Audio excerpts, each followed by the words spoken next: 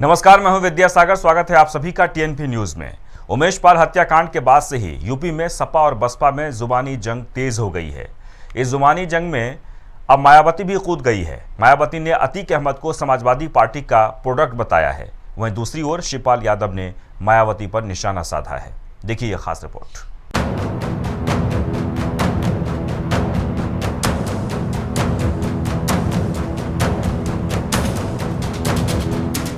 उमेश पाल हत्याकांड के बाद से ही यूपी की राजनीति में आरोप प्रत्यारोप का दौर शुरू हो गया है।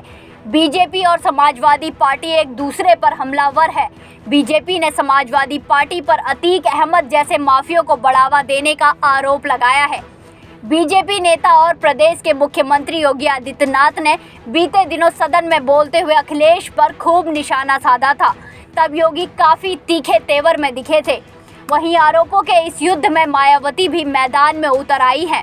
मायावती ने अतीक अहमद पर ट्वीट करते हुए समाजवादी पार्टी को निशाने पर लिया। मायावती ने लिखा कि अतीक अहमद समाजवादी पार्टी का ही प्रोडक्ट है, जिस पार्टी से वह एमपी एमएलए भी रहा है, तथा अब राजू पाल की पत्नी भी बीएसपी से सपा में चली गई है, जिस पार्टी को वो मुख्य दोषी ठहराती थी।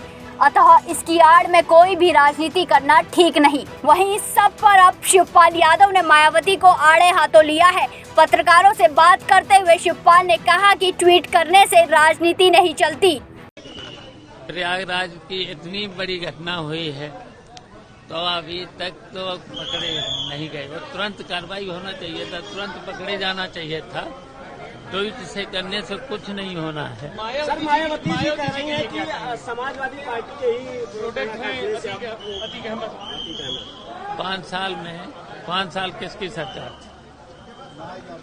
5 साल ये सरकार है, चल रही है, तो ये तो सरकार का ही तो हो रहा सकता है सर। आपको बता दें, अतीक अहमद ने लंबा वक्त सपा में गुजारा था। अतीक उस दौर में मुलायम के करीबी थे, लेकिन बढ़ते आपराधिक मुकदमों और यूपी में योगी सरकार के आने के बाद पार्टी ने अतीक से किनारा कर लिया था, जिसके बाद अतीक परिवार ने AIMIM ज्वाइन कर ली।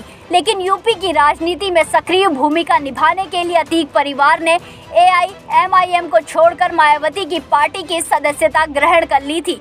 लेकिन उमेश पाल हत्याकांड के बाद से सवाल पूछा जाने लगा था कि क्या इसके बाद अतीक की पत्नी यानी शाइस्ता परवीन को मायावती पार्टी से बाहर का रास्ता दिखाएंगी। हालांकि मायावती ने भी साफ किया कि दोषी पाए जाने पर ही वे कोई एक्शन लेंगी। फिलहाल तो अतीक के काले कारनामे दोनों दलों में जुबानी जंग की वजह बने हुए हैं। यही वजह है कि दोनों दल एक दूसरे पर गंभीर आरोप लगा रहे हैं। लेकिन इसमें भी कोई दो राय नहीं है कि सपा ने अतीक अहमद को वोटों की खातिर उसके कद को विराट रूप देने का काम किया था। वहीं अब मायावती ने भी प्रयागराज के मुस्लिम वोटों को साधने के लिए अतीक के परिवार का सहारा लिया है। लेकिन किस्सा यही खत्म नहीं होता, क्योंकि हालात जो भी हो, दोनों ही दलों पर ये आरोप लगने ही है, क्योंकि अतीक सपा का अतीत है और बसपा का वर्तमान। Bureau report, TNP news.